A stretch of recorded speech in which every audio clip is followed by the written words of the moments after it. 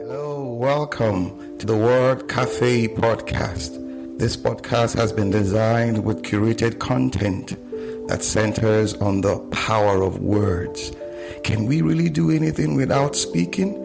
Can we really do anything without the agency of words? Yes, that is what this podcast is all about.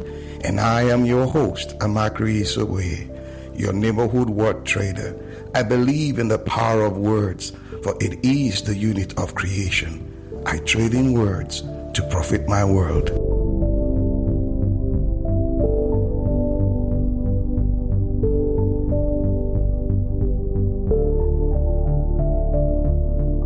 Good to know that you were there. An awesome moment. How do we begin today? Yes. I overheard two friends conversing, talking about their lives, regrets, and misfortunes, and what featured predominantly in that discussion was where they lived, where they came from. Like, if we were from the other village, our lives wouldn't have been like this.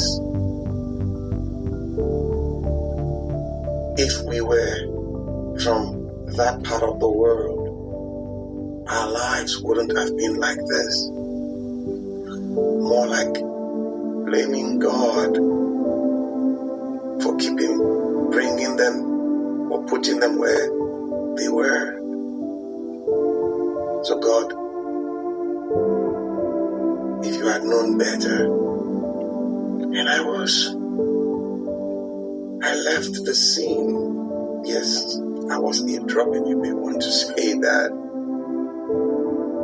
I left the scene pondering on what they were discussing. More like we would have been better if we were not from this part of the world. And leaving them,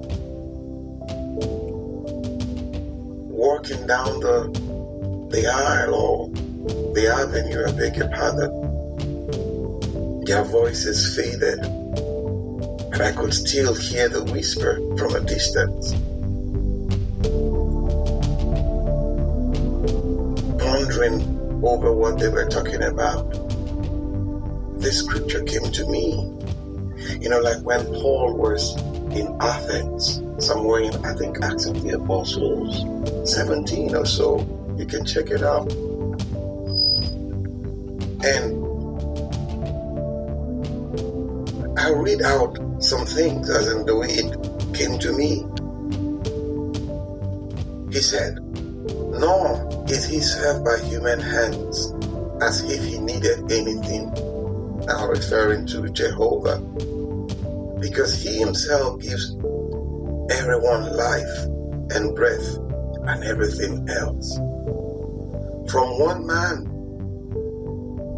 he made every nation of men that they should inhabit the whole earth, and he determined the appointed times and the boundaries of their lands. God intended that they would seek him and perhaps find him and reach out for him and find him, though he is not far from each one of us. Though he is not far from each one of us." And it went on to say, "In him we move, we live, and have our being." But what caught my attention was, he determines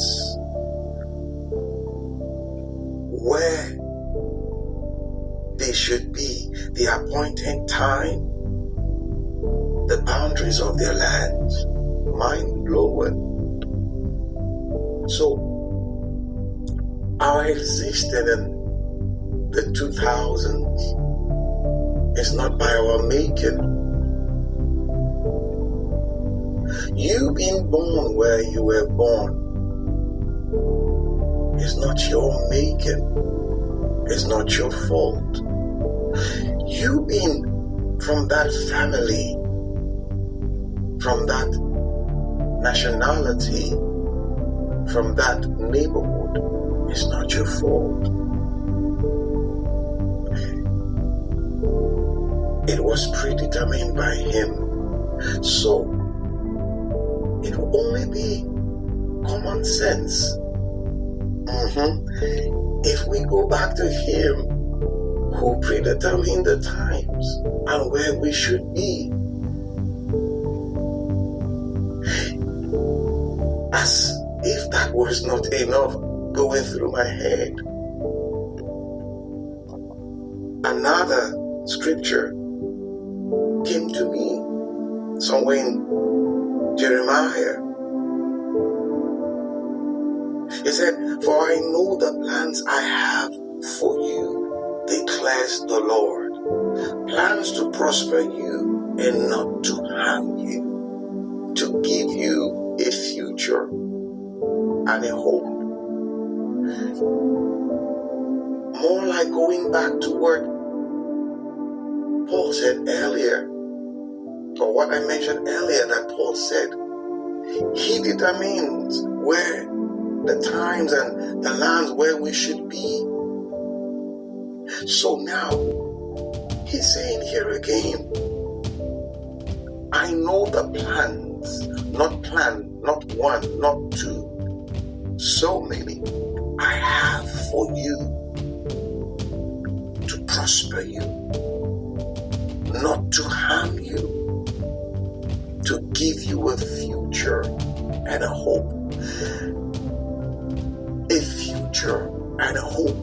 Many a times we think of the future as a destination, as a date on the calendar. No, from this, if I understand Him, the future is that plan He has for you and me. And it's like that thing that we need to become. That is the future.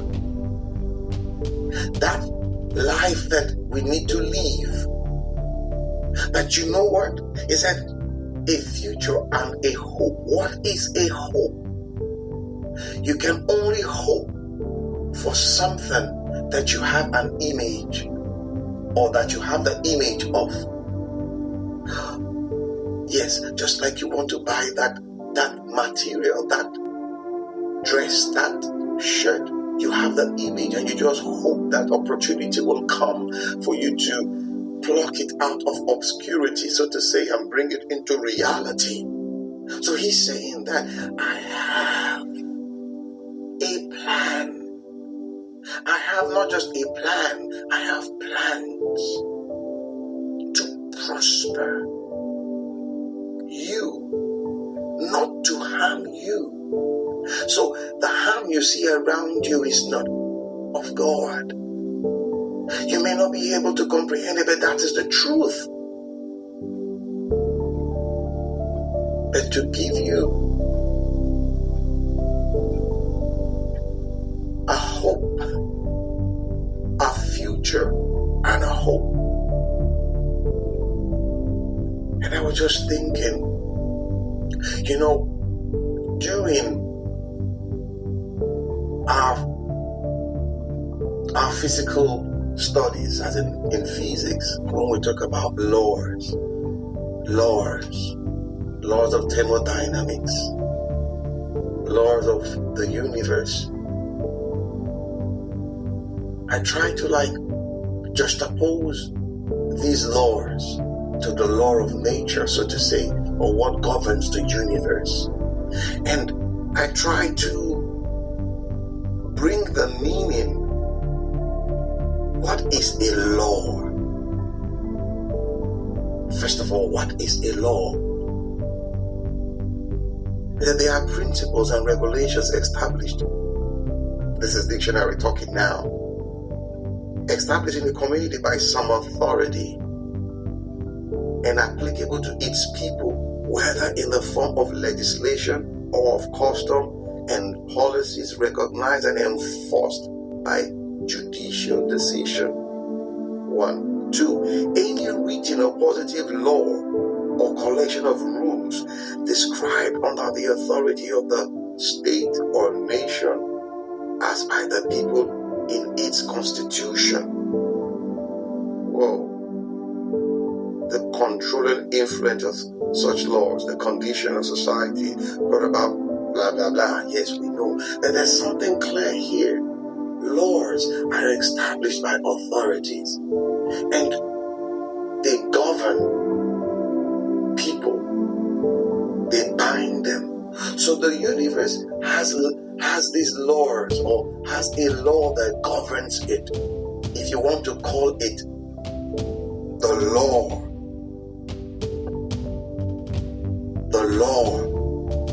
of hope and future. The law of hope and future. And there's one thing I've come to realize about laws. They don't respect anyone. They are applicable, just like the law of gravity. You don't believe that it exists? Try jumping down from a one-story building. You will see the effect. So, he who governs the cosmos, he who governs the universe, he has this law. He said, I know the plans I have for you. He has declared it. He said, to prosper, not to harm you, to give you a hope and a future. So it will only be logical to go back to him who has given these laws, who has declared or called for these laws into being. And like, you said this, how do I achieve it? You are not a mistake. You are not standing where you are by chance. You are not in that room. You are not in that situation. You are not, in that space. You are not where you are now by chance. You are there by design. If you reach out to the designer, the chances of living a fulfilled life will be 120%. Sometimes we look at people, we admire them, we wish we could live their own lives. Hello? No. There is a life he has for you. He has some plans. Or should I say he has plans? Let me not limit him now. So going to him, grabbing, lashing onto that which he has declared would open you up to that life you want to live. It's not difficult. He said it. I wish I can go back to those two guys now and let them know. Will they listen? Oh, you are there listening to me now. I know you're listening. Yes, I know you're listening. Enough of the tears. Enough of the sadness. Enough of the pitying and all that. You were created for a purpose. According to God's purpose, it is time to go back to Him. Jehovah. To get the blueprint of your life and begin to live it. He said, I have come to give life and to give it more abundantly.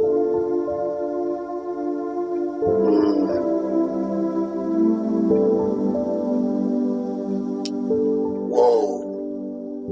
Thank you for being there. And I have to run now. And listen, this is your best time.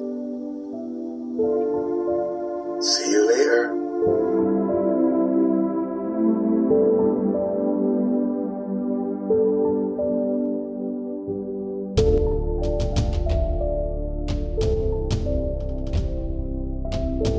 hearts and time it has been with you on the Word Café Podcast today. Thank you for being there. You can catch me up on my social media handles, Twitter, Facebook, LinkedIn, Instagram, all at Amakri Isoboye.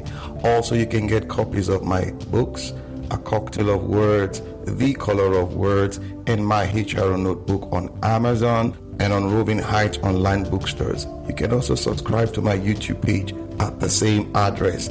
Yes, till we see you again. Bye for now.